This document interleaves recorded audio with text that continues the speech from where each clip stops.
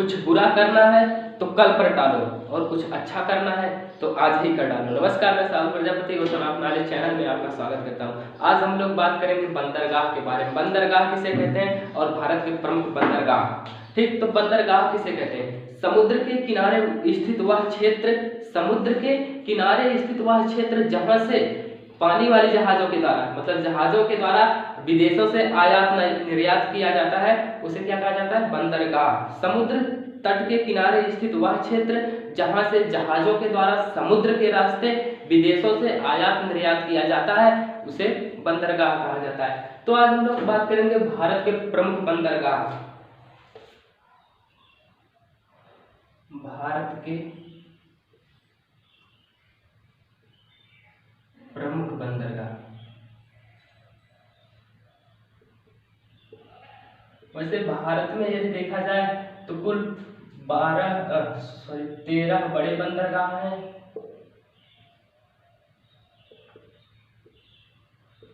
13 बड़े बंदरगाह हैं और 200 छोटे बंदरगाह हैं।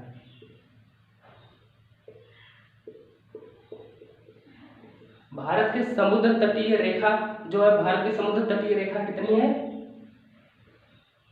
समुद्र तटीय रेखा ये है 7516.6 किलोमीटर। भारत की कुल समुद्र तटीय रेखा 7516.6 किलोमीटर जो कि है, उसके तट पर कुल 13 बड़े बंदरगाह हैं और 200 छोटे बंदरगाह हैं, जिनमें से 6 पूर्वी तट पर है, 6 बड़े बंदरगाह पूर्वी तट पर है और 6 बड़े बंदरगाह पश्चिमी तट पर है, और जो एक बंदरगाह वह अंडमान निकोबार द्वीप समूह में स्थित है। तो इसको हम लोग अब देखते हैं मैप के द्वारा। भारत का पूरा नक्शा बना लेंगे, नीचे का केवल बनाएंगे क्योंकि तट से जो समुद्र में है वही भाग केवल बनाएंगे।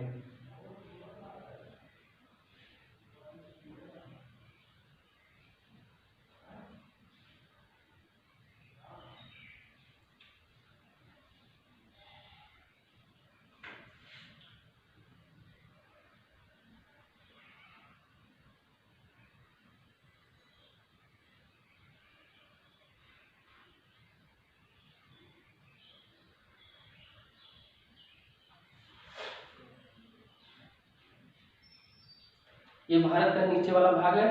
अब देखिए यहाँ इस पर 6, इधर पश्चिमी तट है और ये पूर्वी तट, पूर्वी तट और इधर पश्चिमी तट। तो हमने अभी भी बताया कि 6 बंदरगाह पश्चिमी तट पर भी है और 6 बंदरगाह पूर्वी तट पर भी। तो इधर का अब चूंकि हम लोग बड़े बंदरगाह का ही केवल अध्ययन करेंगे, तो सबसे पहले देखेंगे कांडला बंदरगाह, सबसे ऊपर जो है, हाँ, कांडला बंदरगाह।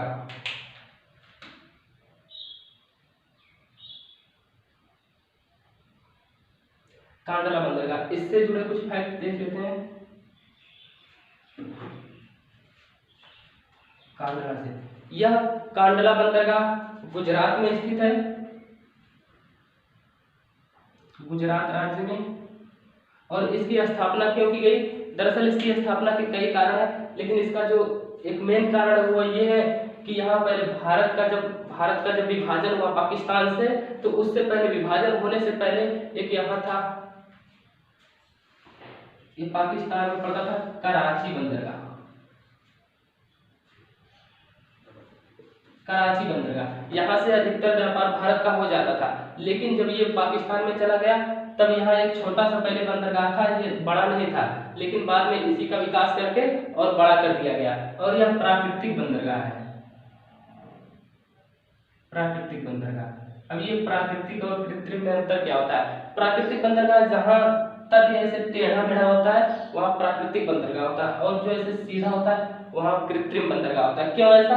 क्योंकि जहाजें वहाँ ठहर सकती हैं, वहाँ का जल यहाँ की अपेक्षा स्थिर होता है। जहाँ मतलब यहाँ जो जल ऐसे पड़ेगा वो जो उभरा हुआ भाग है उसमें ज्यादा तेजी से फोर्स करेगा और इस पर कम, यानी वहाँ का जल थोड़ा सा स्थिर हो जाता है, इसलिए वहाँ प्राकृतिक बंदरगाह कहा जाता है। और यहाँ सीधे तट से लहरों के थपेड़े लगते हैं तो वहाँ किसी प्रकार से कृत्रिम तरीके से, चाहे वहाँ दीवारें खड़ी करके या फिर उसके तल को कुछ ऊंचा उठा करके कृत्रिम बंदरगाह बनाया जाता है। तो ये कांडला बंदरगाह जो गुजरात राज्य में स्थित है और यह एक प्राकृतिक बंदरगाह है। और इसका कारण क्या रहा? इसका कारण रहा कि ये कराची बंदरगाह पाकिस्तान में चला गया था, तो इसलिए इसका विकास किया गया।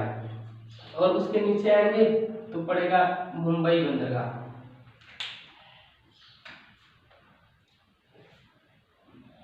मुंबई बंदरगाह, इसको अगर देखें, मुंबई यह भारत का सबसे बड़ा बंदरगाह है। भारत का सबसे बड़ा बंदरगाह है। और ये कहाँ पड़ता है? महाराष्ट्र में। महाराष्ट्र राज्य में पड़ता है और यह भारत का सबसे बड़ा बंदरगाह है और सबसे व्यस्ततम बंदरगाह भी यही है। भारत में सबसे अधिक व्यापार इसी बंदरगाह से होता है, मुंबई बंदरगाह से। तो यहाँ लिख सकते हैं कि सबसे अधिक व्यापार, सबसे अधिक व्यापार। और ये भी क्या है? ये भी प्राकृतिक बंदरगाह है, प्राकृतिक बंदरगाह। तो मुंबई से जुड़े यही विशेषता है इसकी, यह सबसे बड़ा बंदरगाह है भारत का और महाराष्ट्र राज्य में स्थित है। सबसे अधिक व्यापार मुंबई बंदरगाह से ही होता है और यह एक प्राकृतिक बंदरगाह है। तो उसके नीचे अगर आएंगे तो उसके नीचे है, इसके ठीक 14 किलोमीटर नीचे, 14 किलोमीटर दक्षिण में नहावा सेवा, नहावा सेवा बंदरगाह। इसे वर्तमान में पंडित जवाहरलाल नेहरू बंदरगाह के नाम से भी जाना जाता है। इससे जुड़े देखेंगे तो नहावा सेवा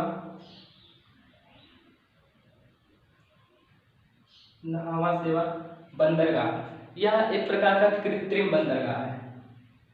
कैसा बंदरगाह? कृत्रिम, मतलब इसको जबरदस्ती बनाया गया है। यहाँ का तट जो था वह टेढ़ा मेढ़ा कटा फटा नहीं था। यहाँ मुंबई का जो तट है वो कुछ ऐसे टेढ़ा मेढ़ा करके, इसलिए इसको प्राकृतिक बंदरगाह कहा गया। और यहाँ का तट जो है वो सीधा है, इसलिए यहाँ कृत्रिम बंदरगाह, मतलब कृत्रिम तरीके से इसको बनाया गया, जबरदस्ती इसका निर्माण किया गया। और इसकी स्थापना का मेन कारण ये रहा कि मुंबई बंदरगाह से बहुत अधिक व्यापार होता था, काफी अधिक जहाजें वहां आती जाती रहती थी, कुछ जहाजों को लाइन में लगना पड़ता था, इसलिए उसके ठीक नीचे 14 किलोमीटर मुंबई बंदरगाह से 14 किलोमीटर नीचे नहावा सेवा बंदरगाह की स्थापना की गई। ठीक, और यह भी कहाँ है? महाराष्ट्र में ही, महाराष्ट्र राज्य में ही है और यह एक कृत्रिम बंदरगाह है। ठीक, इसी के भार को कम करने के लिए, मुंबई बंदरगाह के भार को कम करने के लिए ही नहावा सेवा बंदरगाह की स्थापना की गई थी। इसके और नीचे आएंगे तो पड़ेगा मार्मुगांव। कहीं मारमुआ गांव भी देता है। यह कहाँ स्थित है? मारमुआ गांव।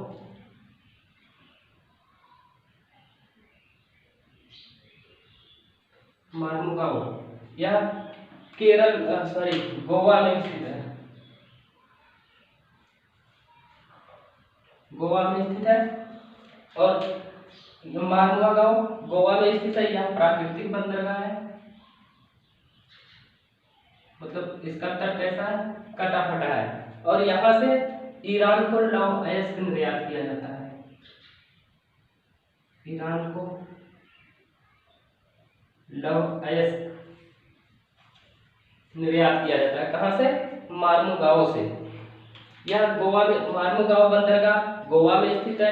यह एक प्राकृतिक बंदरगाह है। इस बंदरगाह से ईरान को लौह अयस्क निर्यात किया जाता है। और इसके नीचे आएंगे तो है न्यू मंगलौर,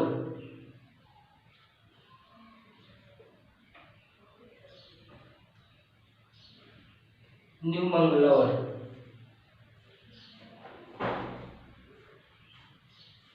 इससे जुड़े कुछ फैक्ट देख लेते हैं। न्यू मंगलौर यह बंदरगाह कर्नाटक में स्थित है।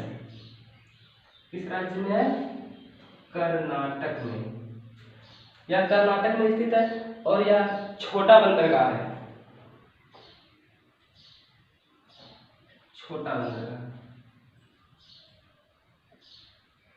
न्यू मंगलौर जो बंदरगाह या छोटा बंदरगाह है, इसलिए बड़ी जहाजें यहाँ इसके पोताश्रय तक नहीं। पोताश्रय क्या होता है, मतलब जहाँ जहाजें ठहरती हैं जाकर, जैसे बंदरगाह तो यहाँ है, लेकिन जहाजें जहाँ रुकती हैं, जहाँ से उस पर माल उतारा चढ़ाया जाता है, उसे पोताश्रय कहा जाता है। पोताश्रय आप यही शब्द से भी इसको पकड़ सकते हैं, जहाँ उनका आश्रय यानी जहाँ वो ठहरती हैं वहाँ। इसके पोताश्रय इसका छोटा होने के कारण बड़ी जहाजें इसके पास तक नहीं पहुंच पाती। वो कहाँ खड़ी होती हैं, इधर 8 किलोमीटर दूर। कितना दूर, 8 किलोमीटर। 8 किलोमीटर पोताश्रय से दूर ही खड़ी हो जाती है। फिर उसके बाद वहाँ बड़ी जहाजों से छोटी जहाजों पर ट्रांसफर किया जाता है और छोटी जहाजों से फिर यहाँ बंदरगाह तक लाया जाता है और फिर उसी प्रकार से इस पर चढ़ाया भी जाता है। माल छोटी जहाजों से ले जाकर बड़ी जहाजों में रखा जाता है। तो ये रहा कर्नाटक। न्यू मंगलौर कर्नाटक में स्थित है, छोटा बंदरगाह है, इसलिए बड़े पोताश्रय यहाँ बड़े जहाज इसके पोताश्रय तक नहीं पहुंच पाते हैं। छोटी जहाजों से ट्रांसफर करके सामान उतारा और चढ़ाया जाता है। और इसके नीचे आएंगे तो है कोच्चि।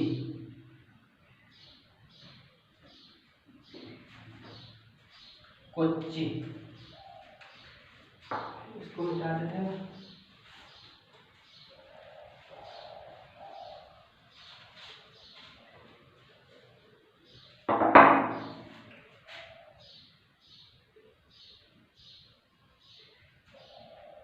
कोच्चि बंदरगाह यह केरल में स्थित है।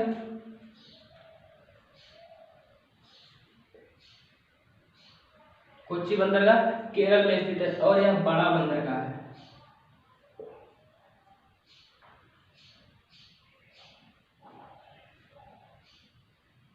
बड़ा बंदरगाह मतलब न्यू मंगलौर की तरह इसको 8 किलोमीटर दूर जहाजों को नहीं खड़ा करना पड़ता। इसके पोताश्रय तक बड़ी से बड़ी भी जहाजें आ जाती हैं। तो कोच्चि और यहाँ से कोच्चि मतलब केरल में पता ही होगा आपको, गर्म मसाले अधिक होते हैं और फिर काजू ये सब महाभारत तट पर नारियल वगैरह बहुत काफी ज्यादा मात्रा में पैदा होते हैं। तो उन सब का निर्यात किया जाता है विदेशों में और उसके बदले में कोयला, खाद्य पदार्थ इन सब का आयात किया जाता है। तो कोच्चि बंदरगाह से जुड़े फैक्ट है, यह कोच्चि बंदरगाह केरल में स्थित है। यह बड़ा बंदरगाह है और यहाँ से विदेशों को मतलब माल आयात किया जाता है और उसके बदले में खाद्य और कोयला ये सब निर्यात किया जाता है। और उसके बगल जाएंगे तो है इधर। अब यहाँ तक देखिए हो गया पश्चिमी तट का। पश्चिमी तट के 6 बंदरगाह कौन कौन से हैं, कांडला गुजरात में जो कि स्थित है, मुंबई नहावा सेवा महाराष्ट्र में और मालुआगांव गोवा में, न्यू मंगलौर कर्नाटक में, कोच्चि केरल में। ये 6 बंदरगाह पश्चिमी तट के हो गए। अब इधर देखेंगे पूर्वी तट के बंदरगाह।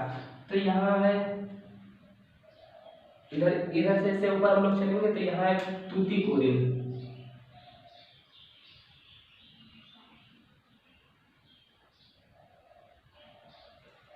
तूतीकोरिन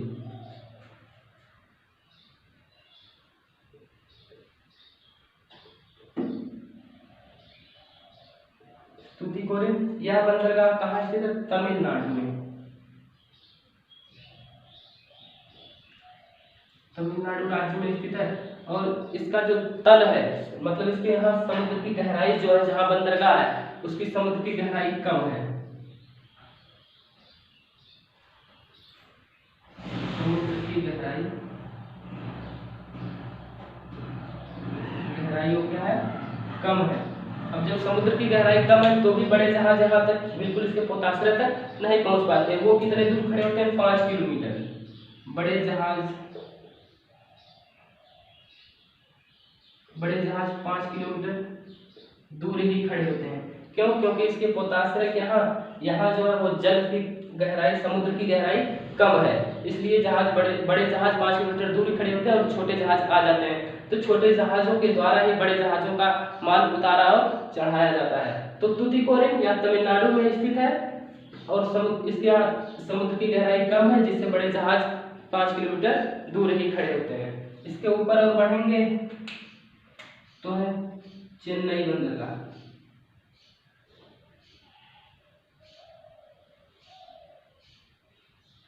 चेन्नई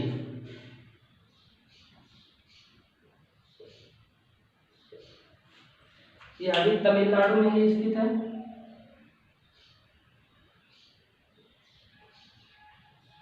तमिलनाडु में। और यह एक कृत्रिम बंदरगाह है। इसका निर्माण कैसे किया गया है?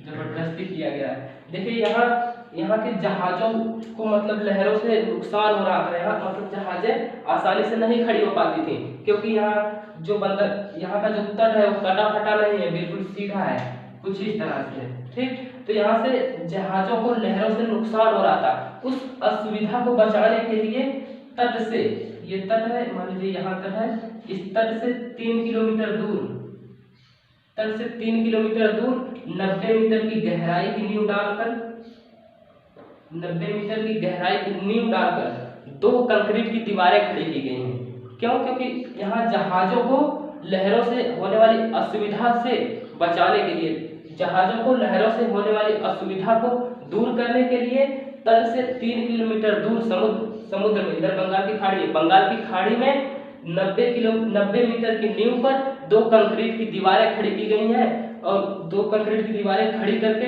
200 एकड़ जल को, लगभग 200 एकड़ जल को रोका गया है, जिससे जहाजें यहाँ पर कैसे हो सके, सुरक्षित रह सके। और यहाँ से भी बहुत ज्यादा व्यापार किया जाता है, चेन्नई से भी काफी अधिक व्यापार किया जाता है।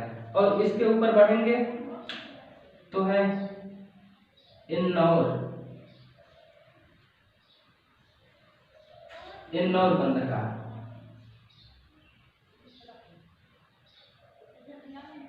यह भी कृत्रिम बंदरगाह है, तमिलनाडु में स्थित है, तमिलनाडु राज्य में। और यह भी एक कृत्रिम बंदरगाह है। देखिए, इसकी इंदौर की स्थापना इसलिए की गई थी क्योंकि चेन्नई के बंदरगाह पर भार बहुत अधिक हो जा रहा था। जैसे यहाँ मुंबई पर बहुत अधिक भार होने के कारण नहावा सेवा की स्थापना की गई थी, ठीक उसी प्रकार चेन्नई के भार को कम करने के लिए इंदौर बंदरगाह की स्थापना की गई थी। और कभी कभी इस तरह में प्रश्न पूछता है कि भारत के किस राज्य में सबसे अधिक बड़े बंदरगाह हैं, तो वो राज्य तमिलनाडु है। तमिलनाडु में सर्वाधिक बड़े बंदरगाह है, जो 3 बंदरगाह है, और किसी भी राज्य में 3 बड़े बंदरगाह नहीं है। तमिलनाडु में 3 बड़े बंदरगाह है। कौन कौन से? इंदौर, चेन्नई और तूतीकोरिन। इंदौर की विशेषता यह भी है कि यह प्रथम कंप्यूटराइज्ड बंदरगाह है, प्रथम कंप्यूटराइज्ड, मतलब इस पर जो नियंत्रण रखा जाता था कंप्यूटर के द्वारा। पहली बार कंप्यूटर के द्वारा बंदरगाहों पर नियंत्रण रखना इसी पर शुरू किया गया था, इंदौर बंदरगाह पर, इसलिए इसको प्रथम कंप्यूटराइज्ड बंदरगाह भी कहा जाता है। और इसके ऊपर बढ़ेंगे, ये मिटा देते हैं।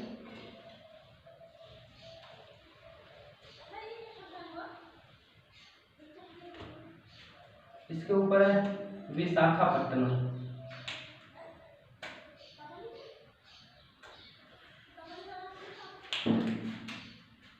विशाखापट्टनम।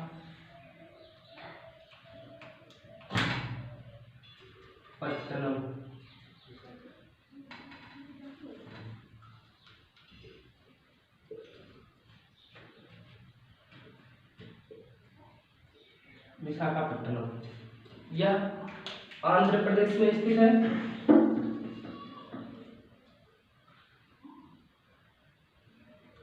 आंध्र प्रदेश में विशाखापट्टनम बंदरगाह आंध्र प्रदेश में स्थित है। और यह एक प्राकृतिक बंदरगाह है, प्राकृतिक बंदरगाह है। और इसकी सबसे बड़ी विशेषता यह है कि यह भारत का सबसे गहरा बंदरगाह है। विशाखापट्टनम भारत का सबसे गहरा बंदरगाह है, सबसे गहरा। और इसमें डाल्फिन नोज नामक पहाड़ी के आगे निकल आने से इसका पोताश्रय काफी सुरक्षित रहता है। मतलब मौसम खराब होने पर भी यहाँ जहाजें आसानी से सुरक्षित खड़ी हो सकती हैं। जैसे कुछ इस तरह से है, इसका जो कुछ ऐसे निकला है, जैसे इस तरह से ऐसे निकला है, फिर ऐसे पहाड़ी कुछ इस तरह से निकली है, तो यहाँ पर बंदरगाह है। तो मतलब यहाँ से जो मानसून खराब होता है, फिर भी ऐसे अगर मानसून आता है तो ये पहाड़ों से जो है रुक जाता है, तो यहाँ पर ये बंदरगाह सुरक्षित रहता है, यहाँ जहाजें सुरक्षित खड़ी रहती हैं। और इस पहाड़ी को क्या कहा जाता है? Dolphin knows.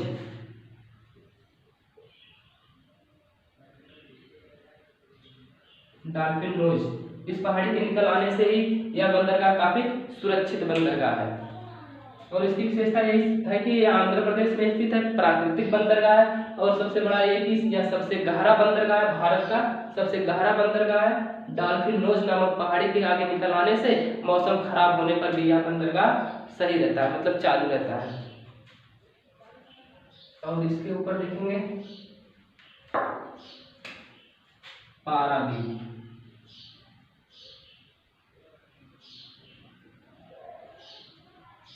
पारादीप बंदरगाह यह उड़ीसा राज्य में,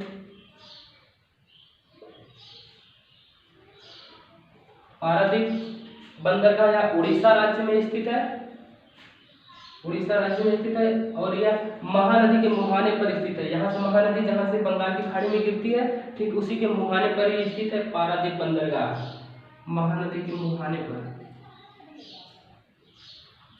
महानदी के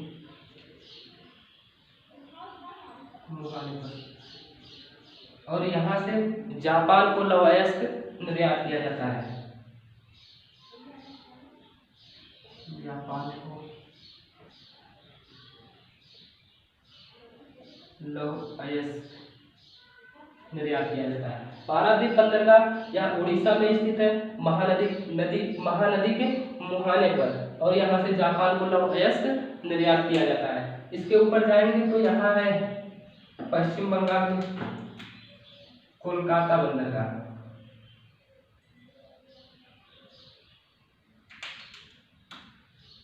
कलकत्ता बंदरगाह, कलकत्ता बंदरगाह यह हुगली नदी के बाईं तरफ स्थित है। सबसे पहले तो यह पश्चिम बंगाल में है, पश्चिम बंगाल राज्य में, और हुगली नदी के बाएं किनारे पर,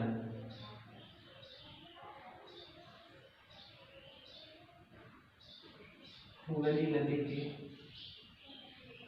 बाएं किनारे पर।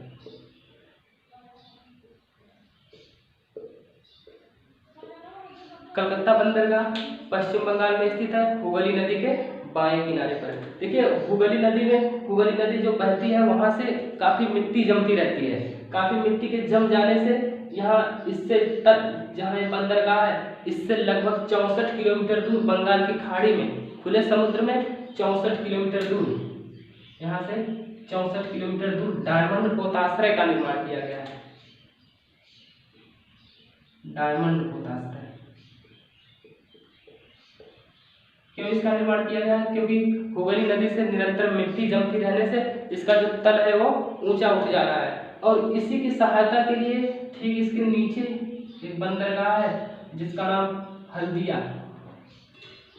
हालांकि ये अलग अलग नहीं है, एक ही में इसको देखा जाता है, कोलकाता हल्दिया बंदरगाह। ये भी स्थित है कहाँ? पश्चिम बंगाल में ही कोलकाता हल्दिया बंदरगाह।